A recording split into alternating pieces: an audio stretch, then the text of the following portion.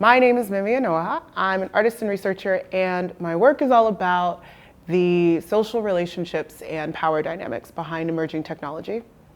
I'm really interested in the ways in which different people are differently represented or abstracted or missed or seen or not seen by data-driven systems. My interest in data sets stems from the fact that we live in a world in which we have more computer processing power than we ever have had before.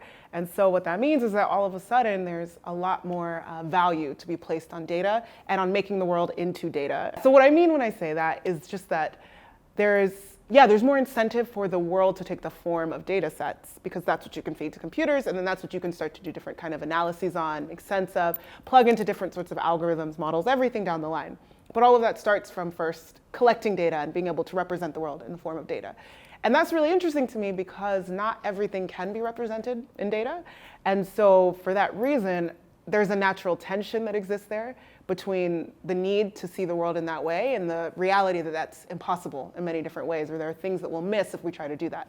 And so I like to put a lot of my work at that place in between. I like that tension point, and I like to do a lot of work that is situated right there.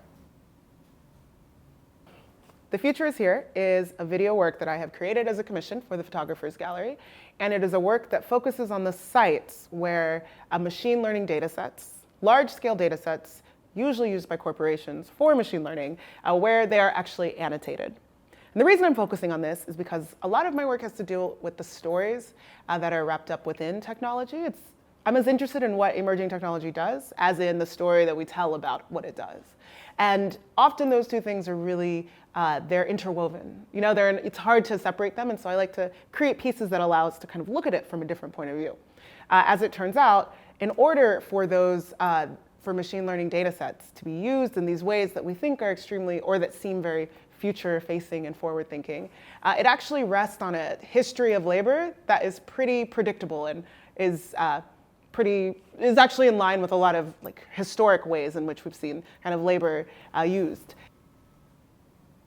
Really, there are two styles to the video.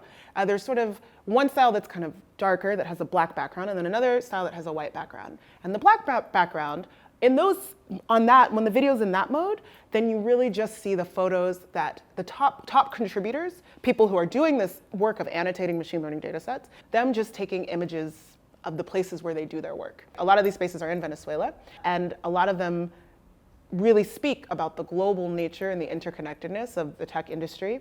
Venezuela is a place, I think researchers have said that about 70% of this crowdsourced labor tends to happen in Venezuela, and that is a result of current political situations in Venezuela where there's a workforce that was middle class and had access to lots of different technical equipment, had laptops, the ability to work, but then due to political situations now that's been disrupted in a way, and so in a manner there's sort of the prime space, the prime people to fit into this global labor structure. The video flips between these two modes, and when it's in the second mode, where there's sort of a lighter background, instead of just seeing those images, you instead see this kind of comic book stylized drawings that I've created. And these drawings they're a little punchier, they're a little brighter, a little more high contrast.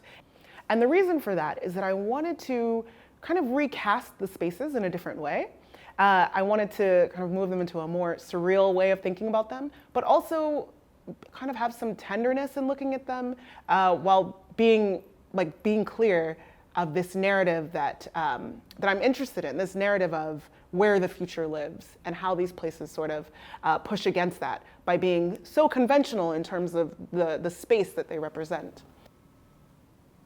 These spaces which seem so commonplace, and then the slogans that also are in the piece that talk a lot about where the future lives and these ideas of what automation will give us and what the future of work is supposed to look like. What does it mean that the way that we talk about this technology totally erases the labor that it is built on top of, which is actually very, very reminiscent, very similar to previous forms of labor that we've had.